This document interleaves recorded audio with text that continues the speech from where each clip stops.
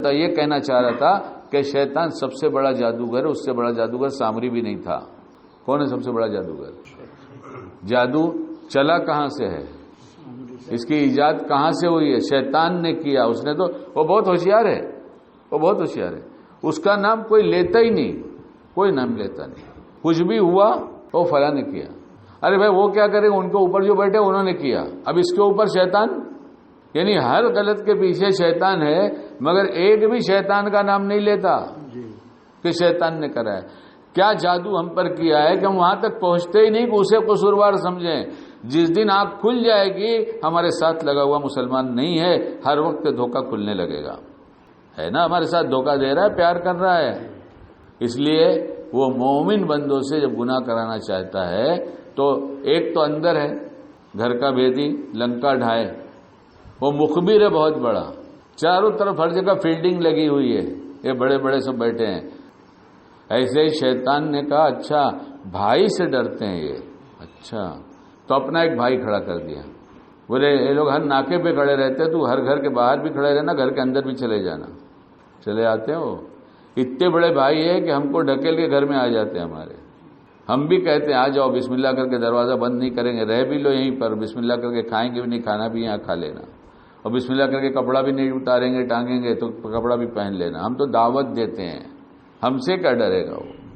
تو فوری طور پہ ایک جادو کرتا ہے، وہ ایک ایسی توجہ ڈالتا ہے کہ آدمی تھوڑی دیر کے لیے بھول جاتا ہے۔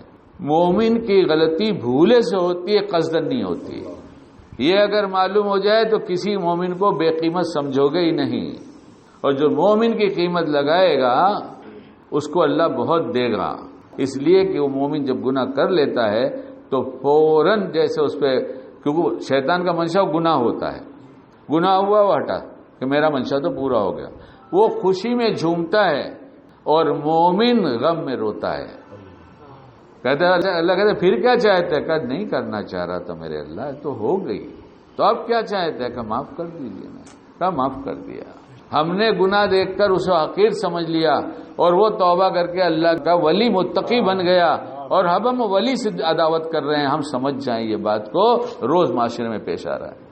سمجھے تو بہت کام کی بات، نہ سمجھے تو پھر تو پتھر پہ پانی ہے۔ یہ ویسے کہ اپنا سبق یاد کر رہا ہے، اور میرا تو کسی سے جھگڑا ہی نہیں، کیونکہ روز صبح سے لے کے شام تک اسی سے جھگڑتا رہتا ہوں۔ آنکھ کھلی تو فوراً کہتا ہے، وہی کہتا ہے کتنا بجا ہے، اور مجھے پتہ نہیں کہ کون کہہ رہا ہے، یعنی کتنا بجا کون کہہ رہا ہے مجھے پتہ نہیں، لیکن آنکھ کھلی تو فوراً کہتا ہے کتنا بجا، تو سامنے گھڑی ہے، ابھی تو 4 میں 20 منٹ کم ہے، ارے تو بہت ٹائم ہے، تھوڑا سو جاؤ۔ کس نے کہا گھڑی دیکھو؟ کس نے گھڑی دیکھنے کے بعد یہ مضمون دیا؟ تو ہمارا جھگڑا تو اسی سے، ہم کسی سے کیا جھگڑا کریں گے؟ اور کھانا کھانے بیٹھتے تو پہلے اللہ آپ کی بڑی نعمت ہے، بڑی نعمت کس نے بنایا ہے؟ اہلیہ نے بنایا ہے۔ اتنا کھانا تمہیں بنانا ہو تو اب یہ تو چونکہ عادت ہوگی تو خیالوں میں، منٹوں میں، سیکنڈوں میں ختم ہو جاتی بات، یہ تو سمجھانے کے لیے لمبی ہو رہی ہے۔ اتنا کھانا تم کو بنانا ہو تو تم بنا لو گے؟ اچھا روز بنا لو گے کہ 2 دن بنا کے پھر کہو گے جانے تو نا یار، اس سے اچھا تو اپن بازار سے لائیں گے نا، پاؤ بمبئی والے کھاتے، آملیٹ بنا لیں گے کھا لیں گے، جانے دو نا۔ تو بیوی نہیں ہوگی تو وقت پہ کھانا بھی نہیں ملے گا، اور جانے دو آملیٹ پہ پاؤ پہ گزارا کرنا پڑے گا۔ کون بنا کے لایا ہے؟ اہلیہ بنا کے لائی ہیں۔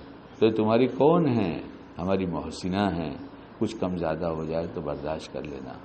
جو مخلوق کا شکر گزار نہیں، انسانوں کا شکر گزار نہیں، اللہ کا شکر گزار نہیں بن سکتا۔ رمضان کے مہینے میں صبر کے ساتھ کھا لو، کم سے کم کھا لو، جتنا خیال آتا ہے لسٹ بناتے جاؤ، سب رمضان کے بعد کھائیں گے۔